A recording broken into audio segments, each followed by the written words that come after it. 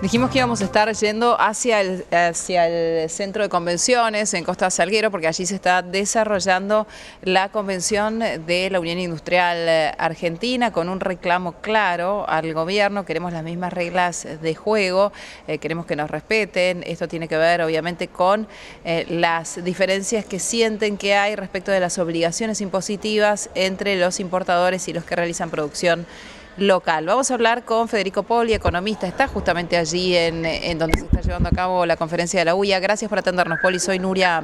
Buen día, buenas tardes. Buenas, Nuria. Gracias a ustedes. Por favor, bueno, en principio una apreciación de esto que has visto hasta el momento. Por un lado, bueno, la ausencia de las figuras más importantes del gobierno nacional, como el ministro de Economía y el presidente de la Nación, y las palabras de los representantes de la Unión Industrial. Sí, me parece que fueron palabras muy adecuadas al momento que se está viviendo, porque, digamos, sin duda el gobierno ha recibido, la actual administración ha recibido una herencia compleja, muy compleja, tal vez diría la más compleja desde el 2002 para acá. Bueno, está teniendo afortunadamente resultados en materia de estabilización, digamos, de lucha contra la inflación, en materia de ordenamiento, de la cuestión fiscal, de la cuestión monetaria, pero bueno, hay algunos efectos no deseados de estos programas de estabilización, como es la apreciación cambiaria, que conspiran contra la competitividad. Es decir, después, Argentina, como se mostró, ¿no es cierto?, tiene muchos problemas de competitividad sistémica en términos de su infraestructura, en términos de su sistema impositivo, en términos de la falta de financiamiento que hay a la producción.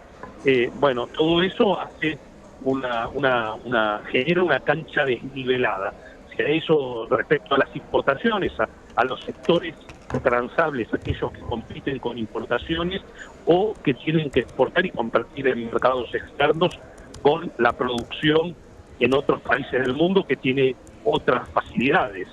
Entonces, si a eso se le suma la situación esta de apreciación cambiaria, bueno, el panorama desde el punto de vista de la competitividad se pone complicado y el reclamo, digamos, de una cancha equilibrada y de evitar estas situaciones, me parece que es un reclamo justo y además necesario, porque producto de estas situaciones pueden entrar con problemas empresas que son muy productivas en sus procesos productivos, que tienen productividad alta y que sin embargo el entorno les puede jugar una mala pasada y la verdad que destruir capital no es una buena idea.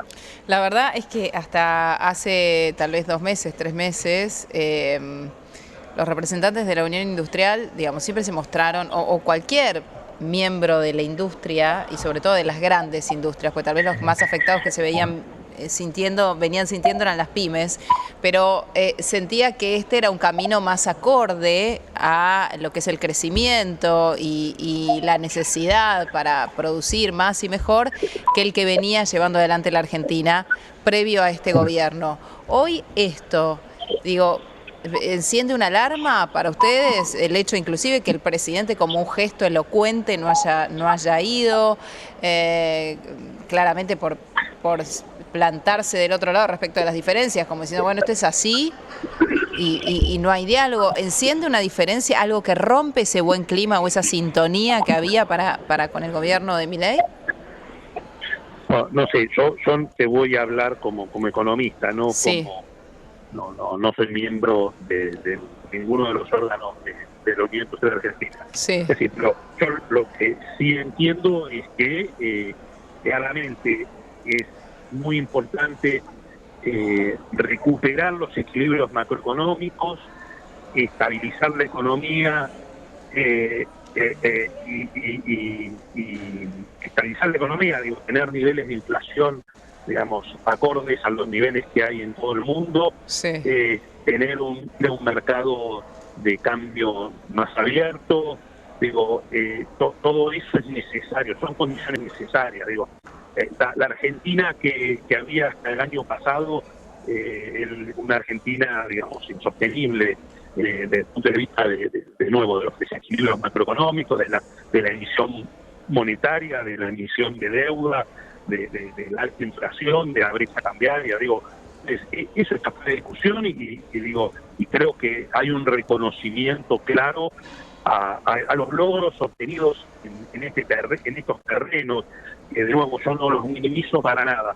Uh-huh. Ahora, hay que entender, como decía, que no es privativo de este programa de estabilización, sino que ocurrió también claramente con la convertibilidad, si nos acordamos, o también con la primera etapa del gobierno de Macri, con el inflation targeting, que bajó la inflación a costa de anclar el tipo de cambio y generar tensión con la competitividad. Bueno, el tema es cómo el gobierno, allá por la convertibilidad, yo siempre recuerdo que el ministro Cavallo había aumentado la tasa de estadística, que era una sobrecarga, una tasa de arancel, un arancel de las importaciones. Primero la puso en 3%, después la aumentó al 10%. Uh-huh. ¿Para qué? Para mejorar el tipo de cambio de aquellos que competían con importaciones, y también dio subsidios, dio reintegros a las exportaciones y bajó impuestos solo a los sectores transables o prioritariamente a los sectores transables, le bajó aportes patronales y había una preocupación frente a un problema que era una consecuencia no deseada del programa de estabilización. Bueno, hoy estamos en una situación similar en cuanto a esa tensión. Uh-huh. Digamos, lo que uno espera es que se le preste atención a esto y se le dé respuesta a esto. Uh-huh. Hasta acá lo que se vio fue que en realidad a lo que se le bajó impuestos a la importación, o sea, se bajó el impuesto país, y entonces el tipo de cambio significa un tipo de cambio más bajo para importar, es decir, más facilidades para importar. Ahora esta medida de permitir la compra online de hasta $3.000 y demás, bueno, son todas, y la reducción de aranceles, son todas medidas que en vez de subsanar ese efecto no deseado del programa de estabilización, lo que hacen es ir en la dirección, de profundizar ese desequilibrio. Entonces, eso es un poco lo que uno esperaría, es decir, que se actúe para remediar estos problemas que está teniendo consecuencias sobre las pymes, sobre el empleo de las pymes, uh-huh, sobre la producción. Ha caído, hay gran caída en el empleo.